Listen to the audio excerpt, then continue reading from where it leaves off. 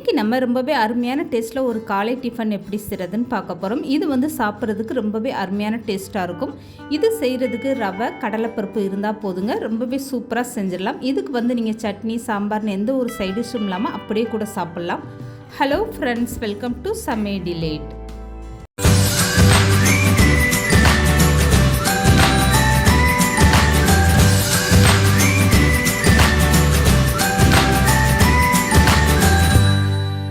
இப்போ இது செய்கிறதுக்காக ஒரு கப் அளவுக்கு பொடியான ரவை எடுத்துக்கோங்க. ரவை வந்து இந்த அளவுக்கு நல்ல பொடியாக இருக்கணும். இப்போ வந்து ஒரு அகலமான பாத்திரத்தில் இந்த ரவையை சேர்த்துக்கோங்க. இப்போ இது கூடவே தேவையான அளவு உப்பு சேர்த்துக்கோங்க. இதுக்கப்புறமா கொஞ்சம் கொஞ்சமாக தண்ணி தெளிச்சுட்டு நீங்கள் நல்லா பிசைஞ்சு எடுத்துக்கோங்க. ஒரே நேரத்தில் ரவைக்கு வந்து தண்ணி நிறைய சேர்த்துறாதீங்க. இப்போ உப்பு சேர்த்து ஒரு டைம் நல்லா மிக்ஸ் பண்ணி விட்டதுக்கப்புறமா இந்த மாதிரி ஒரு 2லேருந்து 3 ஸ்பூன் அளவுக்கு தண்ணி கொஞ்சம் கொஞ்சமாக சேர்த்துட்டு இதை பிசைஞ்சு எடுத்துக்கோங்க. இது செய்கிறதுக்கு நீங்கள் வறுக்காத ரவையை எடுத்துக்கோங்க.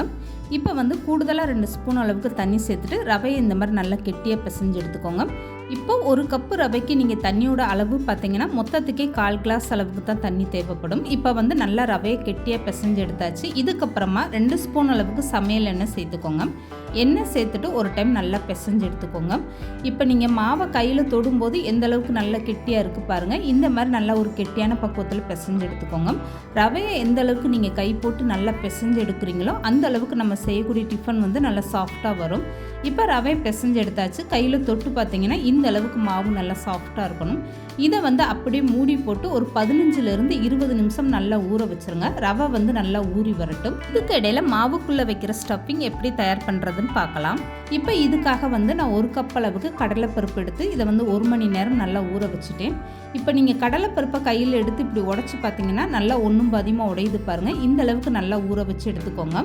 இதை ஊற வைக்கும் போதே 2லேருந்து 3 டைம் நல்லா கழுவி எடுத்துக்கோங்க. இப்போ வந்து ஊற வச்ச கடலைப்பருப்பை ஒரு மிக்ஸி ஜாரில் தண்ணி எதுவுமே இல்லாத அளவுக்கு சேர்த்துக்கோங்க. எல்லா கடலைப்பருப்புமே சேர்த்துக்கோங்க. இப்போ இது கூடவே ஒரு பச்சை மிளகாய், இந்த மாதிரி நீளமாக நான் மிளகா எடுத்திருக்கேன், அதனால் 1 சேர்த்துருக்கேன். நீங்கள் வந்து சின்ன மிளகானா 2 சேர்த்துக்கோங்க. இப்போ இந்த மிளகாயை உடச்சிட்டு சேர்த்துக்கோங்க. இது கூடவே ஒரு துண்டு அளவுக்கு இஞ்சி சேர்த்துக்கோங்க. இதை வந்து இப்போ தண்ணி எதுவுமே சேர்க்காம நல்லா கொரன்னு அரைச்சி எடுத்துகிட்டு வந்துடுங்க. ரொம்ப வலுவலுன்னு இருக்கக்கூடாது, ஒன்றும் பாதியமாகவும் இருக்கக்கூடாது. இந்த மாதிரி ஒரு பக்குவத்தில் நீங்கள் அரைச்சி எடுத்துக்கோங்க. இப்போ அரைச்சி எடுத்த கடலைப்பருப்பு மாவை நான் கையில் எடுத்து காட்டுறேன் பாருங்கள், எந்த அளவுக்கு நல்லா கொரன்னு இருக்குன்னு. கடலைப்பருப்பு வெளியில் தெரியாத அளவுக்கு இந்த மாதிரி ஒரு பக்குவத்தில் நீங்கள் அரைச்சி எடுத்து வச்சுக்கோங்க. கடலைப்பருப்பு மாவு அரைச்சதுக்கப்புறம் பார்த்தீங்கன்னா இந்த அளவுக்கு நல்லா கெட்டியாக இருக்கணும். கொஞ்சம் கூட நீங்கள் தண்ணியே சேர்க்கக்கூடாது. இப்போ அரைச்சி எடுத்த கடலைப்பருப்பு மாவை அப்படியே வேறு ஒரு பாத்திரத்தில் மாற்றி எடுத்து வச்சுக்கோங்க. அந்த பாத்திரத்துலையுமே ஈரம் இல்லாத அளவுக்கு தொடச்சிட்டு அதுக்கப்புறமா எடுத்து வச்சுக்கோங்க. மாவுக்குள்ளே வைக்கிற ஸ்டஃபிங் இந்த அளவுக்கு நல்லா கெட்டியாக இருந்தால் தான் உங்களுக்கு இந்த ஸ்டஃபிங் வந்து வெளியில் வராமல் இருக்கும். இப்போ அரைச்சி எடுத்த கடலைப்பருப்பை அப்படியே வேறு பாத்திரத்தில் மாற்றி எடுத்தாச்சு. இப்போ வந்து இது கூட மசால் பொடி எல்லாமே சேர்த்துக்கலாம். இதுக்காக வந்து 1/4 ஸ்பூனுக்கும் கொஞ்சம் குறைவான மஞ்சத்தூள் சேர்த்துக்கோங்க. இதுக்கப்புறம் 1/2 ஸ்பூன் அளவுக்கு கரி மசாலா தூள் சேர்த்துக்கோங்க. இப்போ இது கூடவே 1/2 ஸ்பூன் அளவுக்கு ஜீரகத்தூள் சேர்த்துக்கோங்க. இப்போ 1 ஸ்பூன் அளவுக்கு இதில் சாட் மசாலா சேர்த்துக்கோங்க. சாட் மசாலா சேர்த்து செய்யும்போது அந்த ஸ்டஃபிங்கோட சாப்பிட ரொம்பவே அருமையான டேஸ்ட்டாக இருக்கும். இப்போ 1/4 ஸ்பூன் அளவுக்கு ஜீரகம் சேர்த்துக்கோங்க. இதுக்கப்புறமா கட் பண்ண கொத்தமல்லி சேர்த்துக்கோங்க. நல்லா பொடிசாக கட் பண்ணிவிட்டு சேர்த்துக்கோங்க. இப்போ இது எல்லாமே சேர்த்ததுக்கப்புறமா இந்த கடலைப்பருப்பு மாவுக்கு தேவையான அளவு உப்பு மட்டும் சேர்த்துக்கோங்க. இதெல்லாம் சேர்த்துட்டு அப்படியே ஒரு ஸ்பூன் வச்சு நல்லா மிக்ஸ் பண்ணி விட்டுருங்க. மசாலா கடலைப்பருப்பு எல்லாமே சேர்ந்து ஒன்றா மிக்ஸ் ஆகணும். அதனால் ஒரு ஸ்பூன் வச்சு இந்த மாதிரி நல்லா மிக்ஸ் பண்ணி விட்டுருங்க. இந்த ஸ்டஃபிங் வந்து சாப்பிட்றதுக்கு அவ்வளோ ஒரு அருமையான டேஸ்ட்டாக இருக்கும். இப்போ வந்து எல்லாமே சேர்த்து நல்லா மிக்ஸ் பண்ணி விட்டாச்சு பாருங்கள். ஸ்பூனில் எடுக்கும்போது எந்த அளவுக்கு நல்லா கெட்டியாக இருக்குது பாருங்கள். இப்போ வந்து ரொம்பவே சூப்பராக நம்மளுடைய ஸ்டஃபிங் ரெடி ஆகிடுச்சு. கையில் எடுக்கும்போது கொஞ்சம் கூட தண்ணி இல்லாத அளவுக்கு இந்த ஸ்டஃபிங் நல்லா சூப்பராக இருக்குது பாருங்கள். இப்போ கடலைப்பருப்பு ஸ்டஃபிங் அப்படியே ஓரமாக எடுத்து வச்சுருங்க. இதுக்கப்புறமா ஊற வச்சுருக்கா ரவை எந்த அளவுக்கு ஊறி இருக்குன்னு பார்க்கலாம். இப்போ நான் 15 நிமிஷத்துக்கு அப்புறமா மூடி ஓப்பன் பண்ணிவிட்டு மாவை தொட்டு காட்டுறேன் பாருங்கள், எந்த அளவுக்கு நல்லா சாஃப்டாக இருக்குன்னு. உங்களுக்கு ஒரு வேளை ஊறினதுக்கப்புறம் மாவு ரொம்ப கெட்டியாக இருக்கிற மாதிரி இருந்தால் லேசாக மட்டும் நீங்கள் தண்ணியை தெளிச்சுட்டு மாவை நல்லா பிசைஞ்சு எடுத்துக்கோங்க. இப்போ ஊற வச்சுருக்க ரவையை ஒரு டைம் நல்லா பிசைஞ்சிட்டு இந்த மாவை 2 பங்காக நீங்கள் பிரித்து எடுத்துக்கோங்க. இதை வந்து விரிசல் விழுகாத அளவுக்கு நல்லா இந்த மாதிரி கையில் வச்சு உருண்டையாக திரட்டி எடுத்து வச்சுக்கோங்க. 1 கப்பு ரவை எடுத்திங்கன்னா அதில் வந்து தாராளமாக 3 பேர் காலை டிஃபனை சாப்பிட்றலாங்க. அதனால் நீங்கள் எத்தனை பேரோ அதுக்கேற்ற மாதிரி நீங்கள் ரவையோட அளவை கூடுதலாகவும் குறைச்சி எடுத்துக்கோங்க. இப்போ இந்த மாவை விரிசல் விழுகாத அளவுக்கு நல்லா உருண்டையாக தேய்ச்சி எடுத்தாச்சு. இதுக்கப்புறமா ஒரு சப்பாத்தி கட்டை எடுத்துக்கோங்க. அதில் வந்து கொஞ்சமாக எண்ணெய் தேய்ச்சிக்கோங்க. இதுக்கப்புறமா அந்த மாவு உருண்டையை ஒன்று வச்சுட்டு நல்லா லேசாக தேய்ச்சி எடுத்துக்கோங்க. எந்த அளவுக்கு லேசாக தேய்க்க முடியுமோ அந்த அளவுக்கு நல்லா லேசாக தேய்ச்சி எடுத்துக்கோங்க. இந்த மாதிரி மாவு வச்சு நீங்கள் தேய்க்கும் போது உங்களுக்கு சப்பாத்தி கட்டையில் ஒட்டுற மாதிரி இருந்தால் அப்பப்போ லைட்டாக நீங்கள் எண்ணெய் அப்ளை பண்ணிவிட்டு தேய்ச்சி எடுத்துக்கோங்க. இப்போ ஒரு உருண்டை மாவை இந்த மாதிரி சப்பாத்தி கட்டை அகலத்துக்கு நல்லா விரித்து விட்டுருங்க. இதுக்கப்புறமா இந்த மாவை கட் பண்ணி எடுக்கிறதுக்காக சின்னதாக கிண்ணம் எடுத்துக்கோங்க. ரொம்ப பெரிய ரவுண்டாக வேணாம், இந்த மாதிரி சின்ன ரவுண்டாக உள்ள கிண்ணம் எடுத்துக்கோங்க. இதை வந்து இந்த மாதிரி சின்ன சின்ன ரவுண்டாக நீங்கள் மாவை கட் பண்ணி எடுத்து வச்சுக்கோங்க. இந்த மாதிரி நீங்கள் மாவை ரவுண்டாக கட் பண்ணிவிட்டு செய்யும்போது இந்த டிஃபன் வந்து பார்க்க ஒரே சைஸில் ரொம்பவே அழகாக இருக்கும். இப்போ வந்து எல்லா மாவும் நான் கட் பண்ணிவிட்டு மீதம் இருக்கக்கூடிய எக்ஸ்ட்ரா உள்ள மாவை இதை வந்து நீங்கள் வேஸ்ட் பண்ண வேணாம். திரும்பவுமே உருண்டையாக திரட்டிட்டு இதே மாதிரி நீங்கள் தேய்ச்சிட்டு கடைசி மாவு வரைக்கும் இந்த மாதிரி நீங்கள் கட் பண்ணி எடுத்து வச்சுக்கோங்க. இப்போ நான் கையில் எடுத்து காட்டுறேன் பாருங்கள், எந்த அளவுக்கு நல்லா லேசாக ரவுண்டாக இருக்குது பாருங்கள். இந்த மாதிரி ஃபஸ்ட்டு எல்லா மாவுமே நீங்கள் கட் பண்ணி எடுத்து வச்சுக்கோங்க. இப்போ ரவுண்டாக கட் பண்ணி வச்சுருக்க மாவுலேருந்து ஒன்று எடுத்து கையில் வச்சுக்கோங்க. இதுக்கு நடுவில் நம்ம ரெடி பண்ணி வச்சுருக்க ஸ்டஃபிங் எடுத்து ஒரு ஸ்பூன் அளவுக்கு வச்சுக்கோங்க. அதுக்கப்புறம் இந்த மாவை கொலக்கட்டை மடிக்கிற மாதிரி இந்த மாதிரி மடிச்சுக்கோங்க. கொலக்கட்டை வந்து பூர்ணம் தெரியாத அளவுக்கு ஃபுல்லாக நம்ம கவர் பண்ணி மூடிடுவோம். இது வந்து நீங்கள் அப்படி மூடக்கூடாது, இந்த ஸ்டஃபிங் வந்து வெளியில் தெரியணும். இப்போ இந்த அளவுக்கு நல்லா மாவை மூடினதுக்கப்புறமா நீங்கள் அந்த ஸ்டஃபிங்கை வந்து நல்லா விரல் வச்சு இந்த மாதிரி நல்லா அமுக்கி விட்டுருங்க. அப்போ தான் உங்களுக்கு வெளியில் வராமல் இருக்கும். இதே மாதிரி எல்லா மாவையும் நீங்கள் ஸ்டஃபிங் உள்ளே வச்சுட்டு இந்த மாதிரி நீங்கள் மாவை மடிச்சு விட்டு எடுத்துக்கோங்க. எந்த அளவுக்கு உங்களுக்கு ஸ்டஃபிங் உள்ளே வைக்க முடியுமோ அந்த அளவுக்கு வச்சுக்கோங்க. அதுக்கப்புறமா கை விரலை வச்சு அந்த ஸ்டஃபிங்கை வந்து நல்லா இப்படி கை வச்சு அமுக்கி விட்டுருங்க. இப்படி செய்யும்போது உங்களுக்கு வேக வைக்கும்போது அந்த ஸ்டஃபிங் எல்லாம் வெளியில் ஏறாமல் அப்படியே நல்லா வெந்து வந்துடும்.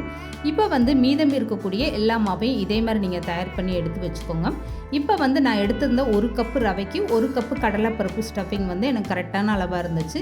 இப்போ பாருங்கள், எல்லா மாவும் நான் வந்து தயார் பண்ணி எடுத்து வச்சுட்டேன். இதுக்கப்புறமா இதை வந்து எப்படி வேக வச்சு எடுக்கிறதுன்னு பார்க்கலாம். இப்போ இதை வேக வச்சு எடுக்கிறதுக்காக ஒரு இட்லி பாத்திரத்தில் தண்ணி ஊற்றிக்கோங்க. இட்லி தட்டில் லேசாக எண்ணெய் அப்ளை பண்ணிக்கோங்க. இதுக்கப்புறமா ஒவ்வொரு மாவாக எடுத்துகிட்டு இந்த மாதிரி வச்சுக்கோங்க. மாவு வேக வச்சு எடுக்கிறதுக்காக கரெக்டாக நீங்கள் 10 நிமிஷம் வேக வச்சு எடுத்தீங்கன்னா போதும். இட்லி பாத்திரத்தில் இருக்க தண்ணி நல்லா கொதி வந்ததுக்கப்புறம் கரெக்டாக ஒரு 10 நிமிஷம் டைம் வச்சு நீங்கள் இந்த மாவை வேக வச்சு எடுத்துக்கோங்க. அப்போ தான் உங்களுக்கு உள்ளே இருக்கக்கூடிய கடலைப்பருப்பு ஸ்டஃபிங்கும் நல்லா வெந்து வரும், வெளியில் இருக்கக்கூடிய மாவுமே நல்லா வெந்து வரும். இப்போ வந்து நான் 10 நிமிஷம் நல்லா வேக வச்சுட்டு மூடி ஓப்பன் பண்ணி காட்டுறேன் பாருங்கள். எந்த அளவுக்கு நல்லா ஒன்றோடு ஒன்று ஒட்டாத அளவுக்கு ரொம்பவே சூப்பராக வெந்து வந்துருச்சு. இந்த மாவு வெந்ததுக்கப்புறம் இந்த மாதிரி ஒரு ஸ்பூன் வச்சு எடுத்து பாருங்கள். கொஞ்சம் கூட ஸ்பூனில் ஒட்டலை, இட்லி பாத்திரத்தில் ஒட்டலைன்னா ரொம்பவே சூப்பராக வெந்து வந்துருச்சு. ஒருவேளை உங்களுக்கு ஒட்டுற மாதிரி இருந்தால் நீங்கள் கூடுதலாக ஒரு 5 நிமிஷம் இந்த மாவை நல்லா வேக வச்சு எடுத்துக்கோங்க. இப்போ இந்த மாவு எனக்கு 10 நிமிஷத்துலேயே ரொம்பவே சூப்பராக வெந்து வந்துருச்சு. இதை வந்து நான் வேறு தட்டில் மாற்றி எடுத்து வச்சுக்கிறேன். இதுக்கப்புறமா இந்த டிஃபனுக்கு ஒரு தாளிப்பு கொடுத்துடலாம். குழந்தைகளுக்கெல்லாம் இந்த டிஃபன் கொடுக்குறீங்கன்னா இதை வந்து 2 பீஸ் கொடுத்தீங்கனாலே போதுங்க, வயிறு ஃபுல்லாயிரும். இதை வந்து நீங்கள் தாளிக்காமல் அப்படியே வேக வச்சதும் கூட கொடுக்கலாம். பெரியவங்க சாப்பிடும்போது அதுக்கு ஒரு தாளிப்பு கொடுத்தீங்கன்னா தான் நல்ல டேஸ்ட்டாக இருக்கும். இப்போ இதுக்காக ஒரு அகலமான பாத்திரத்தில் 3 ஸ்பூன் அளவுக்கு சமையல் எண்ணெய் சேர்த்துக்கோங்க. இப்போ 1/2 ஸ்பூன் அளவுக்கு கடுகு உளுந்து சேர்த்துக்கோங்க. இந்த கடுகு வந்து நல்லா பொரிஞ்சு வந்ததும் 1/2 ஸ்பூன் அளவுக்கு ஜீரகம் சேர்த்துக்கோங்க. இப்போ வந்து ஜீரகம் நல்லா பொரிஞ்சு வந்துருச்சு. இது கூடவே ஒரு பச்சை மிளகாய் இந்த மாதிரி சின்னதாக கட் பண்ணிவிட்டு சேர்த்துக்கோங்க. அது கூடவே ஒரு கொத்து கருவேப்பிலையும் சேர்த்துக்கோங்க. இப்போ வந்து ஸ்டவ்வை கம்ப்ளீட்டாக குறைச்சி வச்சுருங்க. இப்போ பச்சை மிளகா, கருவேப்பிலை இது ரெண்டுமே சேர்ந்து நல்லா வதங்கிருச்சு. இதுக்கப்புறமா வேக வச்சுருக்க மாவு எடுத்து அப்படி நீங்கள் சேர்த்துக்கோங்க. இதுக்கப்புறம் ஃபுல்லாமே ஸ்டவ்வை கம்ப்ளீட்டாக குறைச்சி வச்சுட்டு இதை கலந்து கொடுங்க. இப்போ இதை கரண்டி போட்டு கலந்து கொடுக்கும்போது நடுவில் கரண்டி போடாமல் இந்த மாதிரி ஓரமாக சைடில் கரண்டி போட்டு இந்த மாதிரி நீங்கள் கலந்து கொடுங்க. உடஞ்சிராமல் இந்த மாதிரி பக்குவமாக நீங்கள் கலந்து கொடுங்க. ஸ்டவ்வை வந்து குறைச்சே வச்சுக்கோங்க. இந்த மேல் பகுதியெல்லாம் எண்ணெயில் லேசாக வெந்து வரணும். அப்போ தான் சாப்பிட்றதுக்கு உங்களுக்கு நல்ல வாசனையாக டேஸ்ட்டாக இருக்கும். இந்த மாதிரி நீங்கள் அப்பப்போ மட்டும் லேசாக பரட்டி விடுங்க. இப்போ இது கூட வந்து 1/2 ஸ்பூன் அளவுக்கு சில்லி ஃப்ளெக்ஸ் சேர்த்துக்கோங்க. வெளியில் வந்து நல்லா சாப்பிட காரமாக உங்களுக்கு ரொம்பவே சூப்பராக இருக்கும். சில்லி ஃப்ளெக்ஸ் சேர்த்ததுக்கப்புறம் கரண்டி போடாமல் நீங்கள் இந்த மாதிரி பாத்திரத்தை எடுத்துகிட்டு இந்த மாதிரி லேசாக குலுக்கி விடுங்க. இந்த மாதிரி நீங்கள் லேசாக குலுக்கி விடும்போது உங்களுக்கு அடிப்பகுதியில் எண்ணெயில் நல்லா செவந்து வெந்து வரும். தாளித்து விட்டதுக்கப்புறம் குறைஞ்சது ஒரு 5 நிமிஷம்னாலும் நீங்கள் இந்த மாதிரி எண்ணெயிலே வேக வச்சு எடுத்துக்கோங்க. அப்போ தான் மேல் பகுதி வந்து உங்களுக்கு எண்ணெயில் வெந்துட்டு நல்லா சாப்பிட அருமையான டேஸ்ட்டாக இருக்கும்.